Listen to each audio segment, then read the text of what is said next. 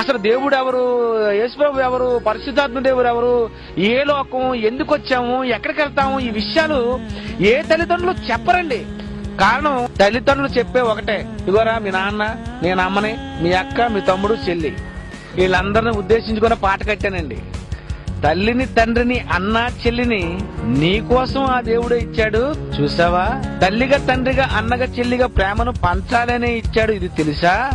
తల్లిలో ప్రేమను ఉంచాడు, అది తల్లిది కాదు. అది తండ్రిలో ప్రేమను ఉంచాడు, అది తండ్రిది కాదు. తల్లి, తండ్రి, అన్న, చెల్లి చూపిన ప్రేమనన్నీ తనవే.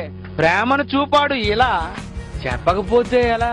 నీకు తల్లి ప్రేమ చూపించాలని తల్లిని ఇచ్చాడు, తండ్రి ప్రేమ చూపించాలని నీకు తండ్రిని ఇచ్చాడు, తమ్ముడు ప్రేమ చూపించాలని అన్న ప్రేమ చెల్లి ప్రేమ చూపించాలని బంధువులు, వీళ్ళందరి పాత్రలు ఇన్ని రకాలైనటువంటి క్యారెక్టర్స్ ఎందుకు దించాడు?